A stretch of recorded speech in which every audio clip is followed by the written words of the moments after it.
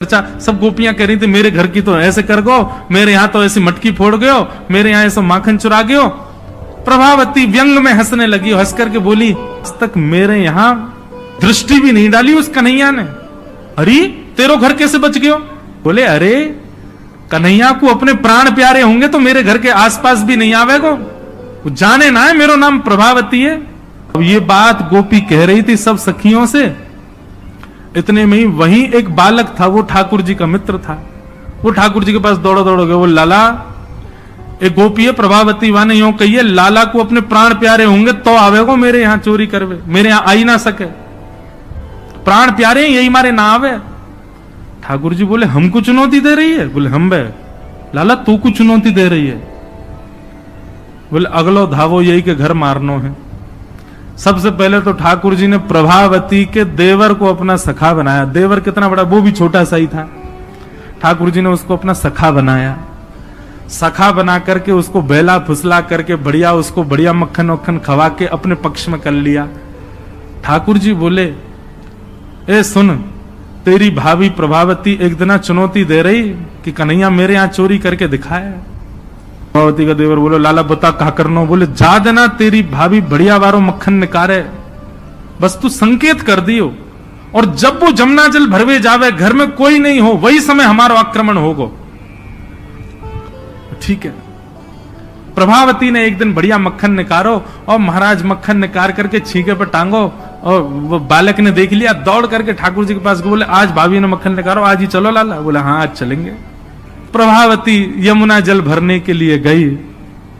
ठाकुर जी उसके यहां प्रवेश कर गए, और प्रवेश करके महाराज चार के ऊपर तीन के ऊपर दो के सबसे ऊपर ठाकुर जी, और ठाकुर जी लेकर के बढ़िया मक्खन खाने लगे। मक्खन पाते हैं, ग्वाल बालों को पवाते हैं, और जब सब पा लेते हैं तो फिर मरकान भूषण संग में बंदर और चलते हैं उनको भी पवाते हैं।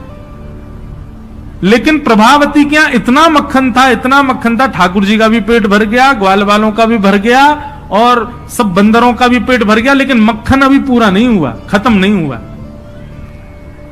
ग्वाल बाल बोले लाला मक्खन तो अभी बहुत सारो बच गो। ठाकुर जी बोले ये प्रभावती हमको बड़ी चुनौती दे रही ना, याकुन एक मजा तो चका जाए।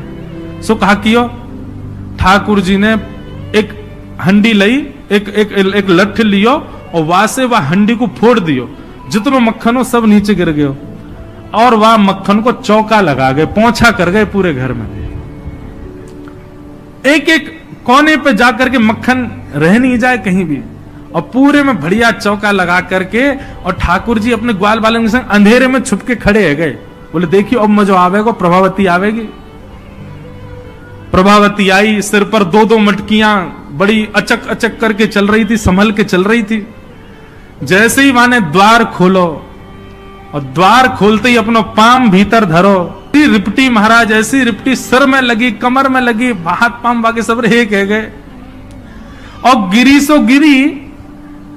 यमुना जल मिल गए मक्खन में तो और चीकनो हो गया, अब वो उठ ही नहीं पा रही है, जैसे उठे फिर गिरे, जैसे उठे फिर गिरे। और ठाकुर जी ताली बजा बजा के हंसे, सब ग्वाला के लाला आज तो बड़े मजे आए, आज तो बड़े मजे आए। मेरी भाभी कहा कह रही कन्हैया को अपने प्राण प्यारे यहाँ हमारे ना आवे, अब तो को तेरे प्राण प्यारे होंगे ना तो कभी हमको चुनौती नहीं देगी। और ठाकुर जी भाग गए। प्रभावती महाराज जैसे तैसे रिपट के बाहर आई, और जाके सीधे यशोदा मैया के पास पहुंच गई, और जाके बोलने लगी, बोले मैया अपने लाला संभाल ले, नहीं तो काउदना हाथ दिखा दूंगी याकू मैं। ऐसा उधम मचावे, देख मेरी कोहनी टूट गई, कमर टूट गई, ऐसा उधम मचा के गयो। यशोदा मैया बोली तुम गोपिन पे कछु काम ना है, 24 घंटा मेरे लाला के पीछे पड़ी रहो। काउदना रंगे हाथ पकड़े तो आइयो भागे, और नीचे वाले भागे तो ऊपर वाले सब गिर गए, ठाकुर जी लटक गए ऊपर। अब बाकी के सब तो वहां से भाज गए, ठाकुर जी रह गए। अब नीचे प्रभावती खड़ी है, आजा लाला तो बताऊं मैं प्राण प्यारे, देख प्रभावती तू सही ना कर रही है, तू जाने ना है मैं जय जय हूं। बोले तेरी जय जय तो मैं निकारूंगी, नीचे आ पहले तू। जैसे तैसे करके ठाकुर जी नीचे उतरे। प्रभावती बोले तुम तो मुंह पे दया ना आवे, मैं कितनो सीधो साधो भोरोसो, प्यारो सो, देख मैं तू वचन दूं आज के बाद नहीं आऊंगा तेरे घर, तू अब कछु मत करे, तू मुझको मारे मत। बोले ना ना मारूंगी ना लाला, इतना कोमल सो मेरो लाला। वाकु ठाकुर जी नीचे उतरे।